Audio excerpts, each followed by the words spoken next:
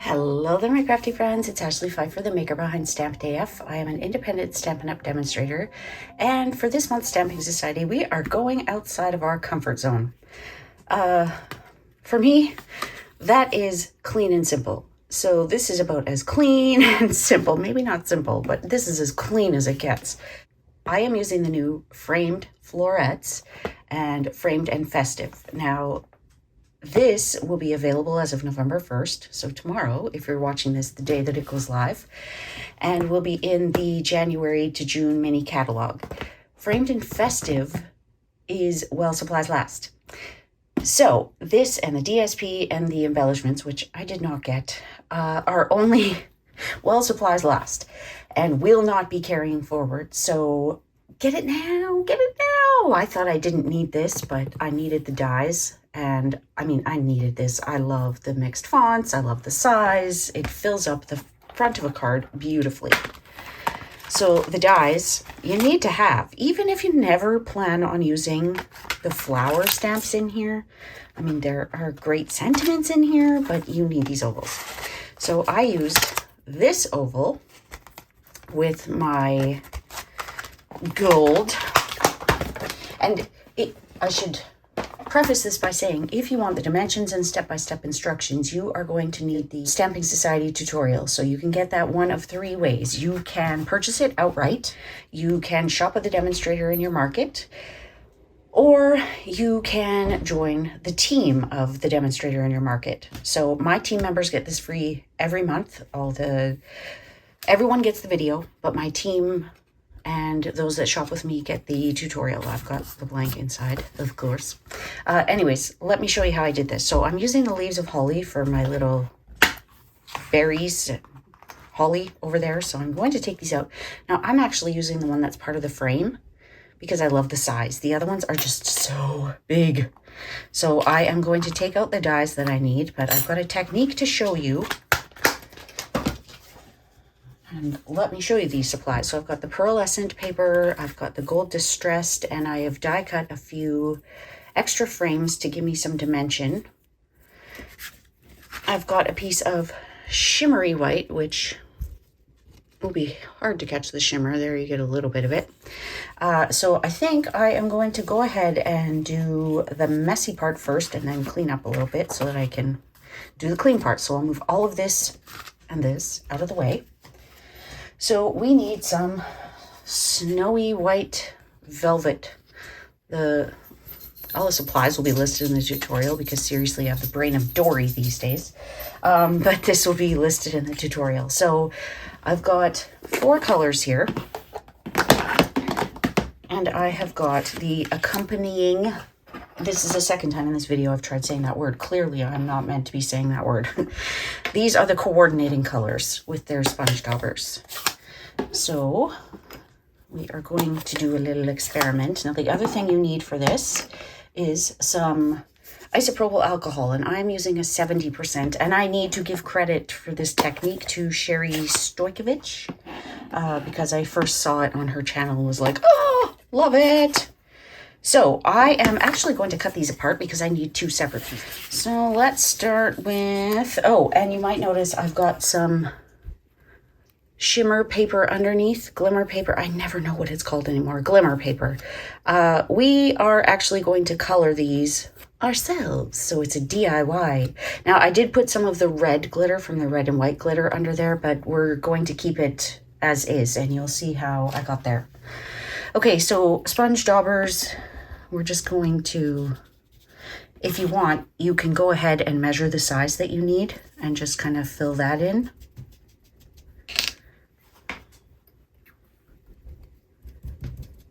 Now I know you're probably thinking red and pink. Ew. Now, when Sherry did this, she did leave some white space, but I'm not going to do that because this is such a small area. Now for this one, we can do quite a bit more.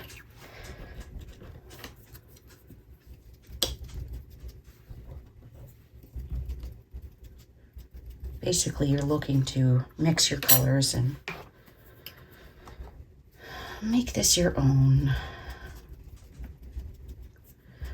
Now, there is a danger of going too far, both with the ink and the alcohol, because this can only take so much before it starts to really come apart. So this isn't something where you're going to come back and keep spraying it or keep working at it. It's like a one and done. So with my pump bottle, I'm going to give this a spritz. Now, another reason I'm doing this first is, one, to get the messy stuff out of the way, but also so that this has a little bit of time to dry and I don't have to come in with my heat tool. See, I missed a spot on there, but I don't think I'm going to need quite that much anyways. So you can tell that you've overdone it if it goes through to the back. So this is still very reasonable. I'm going to ink these up, and I am going to use my pink for the back of the berries. And if you don't want to get all inky, I will tell you, trying to come up with my outside of my comfort zone or outside my wheelhouse was not easy. I think I've got 3 or 4 different projects that I could have used, which is great because now I'm going to use them for other projects and actually be ahead of the curve for a change. But I was thinking, well, messy is kind of outside of my wheelhouse. I'm thinking I must have used a different green, but we'll mix them up a little bit. So yeah, I thought messy was, because my fingers are still kind of stained from what I was doing in creating samples. Okay, so now I'm just mixing the lighter on there. My only fear is that it is going to pick up the darker shade, but not too bad.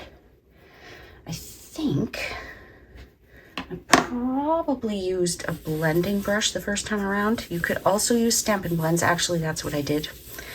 Now I remember. Now this one, I actually did these leaves a couple of weeks ago. It was this one that I did with my samples.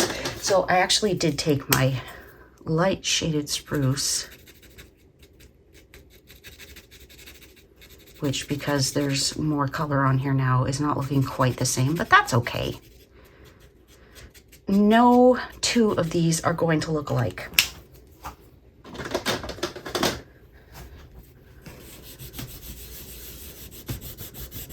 Now an alcohol wipe would take that off if I'm really concerned, but I'm not.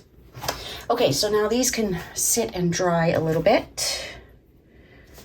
And I think maybe this is still a little damp. I can take my heat tool to it, but I've also got some embossing that I can do. So let's do that. I'm going to put these all away because it's got disaster written all over it.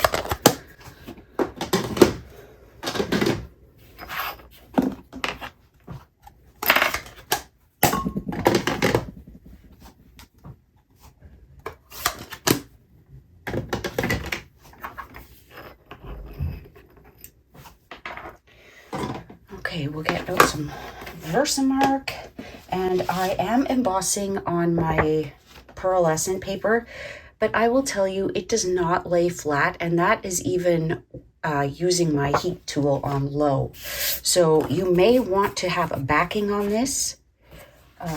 When you die cut the ovals, you end up with a few left behind. Now, if I use those, all of it is going to be the same height, and that's not what I want. But I want to warn you that this is going to warp a little bit. You may want to let it sit under something flat for a few days. I, of course, did not have that luxury.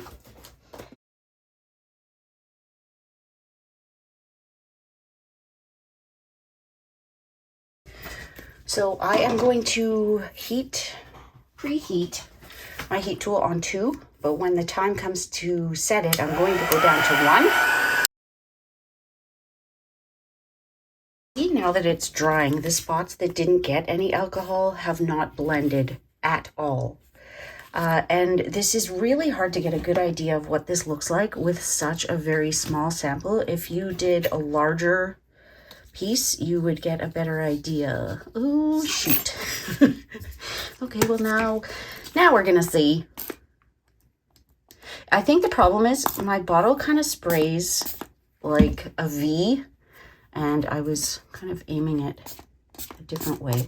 So I am going to hit this one with my heat tool because I don't want to wait. I would recommend wiping your plate when you're done with that. I don't have clear plates right now, but you don't want any ink to transfer onto another project. So just give the plate a wipe. Using my little desk garbage as the item I'm using to flatten my pearlescent paper. Ooh, those are so pretty. We've got a non-traditional Christmas color combo going on here, and I'm loving it. So when you look at this piece, think about the ways that you can use it that aren't just as a label. I felt like all of the other pieces were just a little bit too big, all the holly.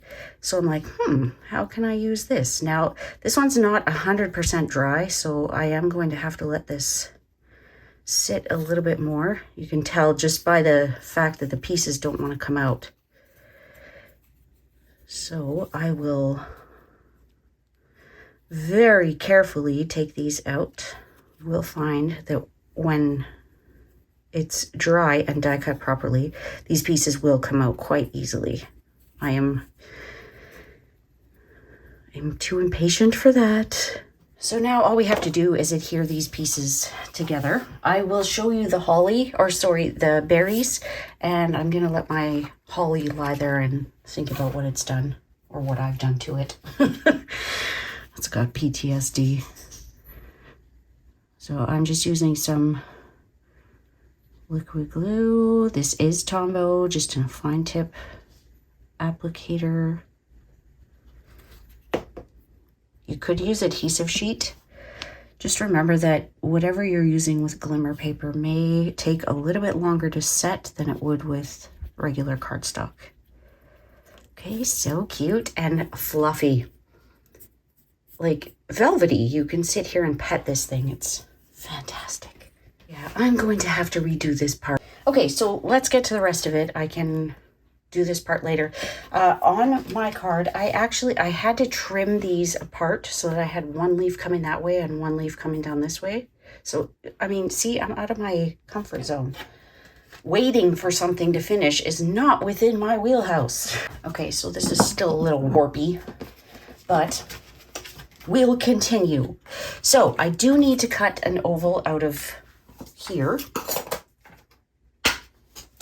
Otherwise, we can't see our little window. You will see that this cuts out. We'll have an extra one of our little height adjusters, and then it cuts out the oval, but it also leaves an oval. So be right back. Okay, so there is our window, and here are the two remaining pieces. So you end up with an egg and another frame. And look at the detail in there, isn't it? So pretty. Focus on, but there we go. Okay, so we are going to take these and adhere them. I almost think I should have popped it up, but you know what? I think it's going to be warped no matter what, so we can go ahead and adhere. There's a whole bunch of adhering that's going to happen now. There's a whole bunch of adhering that's going to happen, so we want to cut this down just a little bit. Just needs to be larger than the oval. So instead of trying to figure out where it's going to go on the back, I am going to adhere it to the front. And that oval does leave the very slightest rounding on that front edge. Okay, so what I'm going to do is apply some tear and tape around the oval. Not like around, but I'm not going to try and make my tear and tape go in a circle. I have a hard enough time just tearing it. Okay, and then this will give it a nice adhesive to hold on to. Now you want to center it. A little off center wouldn't hurt, right? And then give that a push. Now I'm probably adhering it to my mat. We want it to be as flat as possible. So let's just give it the best chance for that. There we go. It's a little off center, which I will say part of it is by design, part of it is just where it decided to go. But let's go ahead and start adhering these ovals. It doesn't really matter. I've got some very vanilla, I've got some shimmery white cardstock. It doesn't really matter, but I would suggest just taking a nail buffing block to the inside edge of that oval.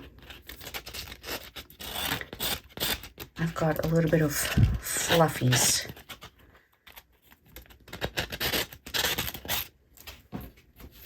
Probably would be easier just to do the whole thing at one time, but that's not how I roll. I do everything the hard way.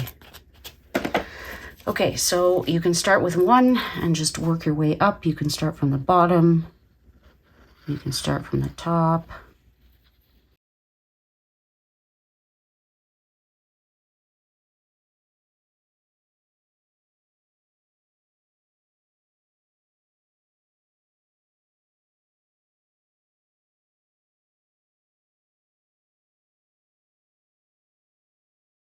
I am going to let this sit and flatten for a while because, I mean, you don't want to put all of this time and effort into a card or project, anything, and have it all warped. So, I mean, the little bit of warping I have on that one, yes, it's bothering me.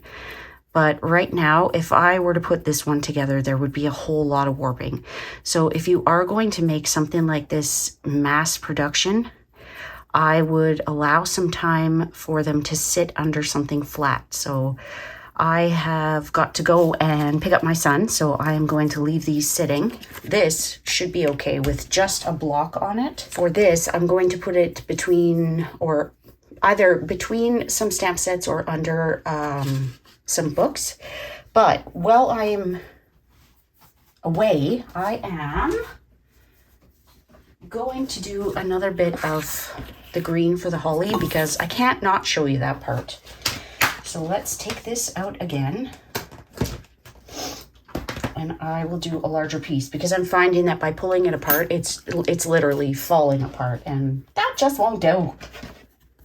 Patience is not a virtue that I was blessed with. Okay, so we want to have at least, like, let's kind of do a very rough pencil edge. I'm going to cover a whole bunch of it this time.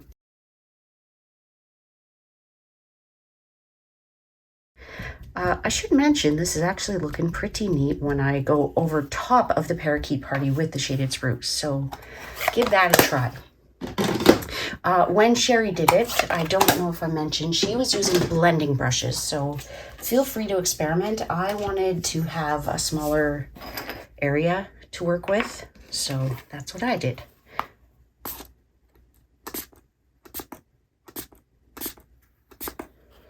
And then, like I said, the most important thing is going to be getting it all wet so that it blends. So I think I have achieved that. So I am going to stop this here. And like I said, when I come back, it will have been a couple of hours in between. But for you, it'll be like that. So a few hours have passed. This thing is a whole lot flatter than last you saw it. Which I know, no time at all for you, but it's been hours for me. I've done a card class. I have picked up my son. We ordered our groceries and got them all put away and delivered. Well, not in that order, obviously. So here is the new background. And I've been adding essential oils to some of my items. You can see a little bit of oil right there. I have been using Wink of Stella to apply it, but this time I just put it right on there. So I kind of want to find the best spot. I could probably get more than one out of this, but I am going to put it right there. So if this isn't dry now, it never will be. I am going to go ahead and just cut these little pieces off.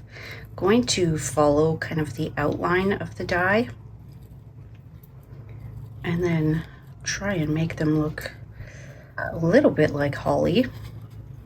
So whether that is cutting from the bottom up or cutting from the top down, that is your choice. I did do my cutting after I removed all of those pieces the first time. This is a little risky. Now you might notice there's a tiny little bit right there where it's like coming off. So this velvety paper is not one to play around with a whole lot. I'm just gonna cut these pieces apart. Now that could also be the essential oil, because let's be honest, that's not an everyday thing, right? So now we can go ahead and adhere them to their background.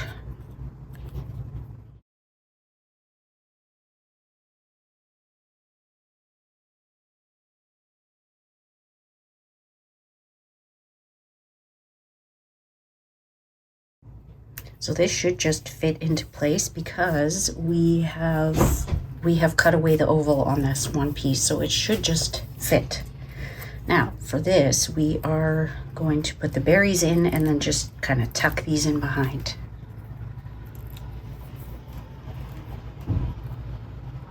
My glimmer paper is a lot more green on my original one. I've got more of a pastel look here, but that's okay.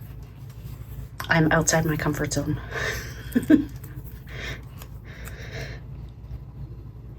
Oh, so pretty. Now, as a final couple of steps, we are going to add a couple of festive pearls. So we'll add a few of the red and a few of the gold. So I'm adding the red, and I'm so sorry, I don't remember what. I think it's cherry cobbler, but I'm adding one to the top of each of the berries. I know, extra. But I mean, the end of this catalog is going to come and I'll still have these pearls that I won't know what to do with. So waste not, want not, right? Putting an odd number. Let's put one up there. We need one more. My odd one on here is just kind of hiding in the side. Let's put one down there, and I think maybe I'll move this one up just a little bit. Nah, we'll leave him there. Okay, so the final step, because I did leave it blank on the inside, and because it's so heavy on the front, I would recommend probably putting another mat on the inside. I'm finding that when I make a really extravagant card front, that the inside of the card needs to have almost as much weight as the card front. Otherwise, it's just going to cave. It's never going to stand up. So now we're just going to tie a knot and then a loose bow. I find with the Simply Elegant trim, it comes undone easily. So I tie a knot so that it doesn't just come off of my card entirely. And then if I am really particular about that bow staying together, I just add part of a glue dot right at the knot. Could probably add a drop of liquid glue and let it sit and set, but to each their own, right? Trim those tails, and that's it. Now, I will tell you, I really prefer my original one because this is so off-centered. My leaves probably could have come in. Maybe I'll make some more. But let me know in the comments below. Do you like the one that has like the brighter green in the back, or do you prefer the more pastel? So let me know in the comments below, and be sure to hop on through to catch all of the amazing projects that are out of our wheelhouse, out of our comfort zone. And I want to thank you so much for joining us this month, and we'll see you soon, my crafty friends. Bye.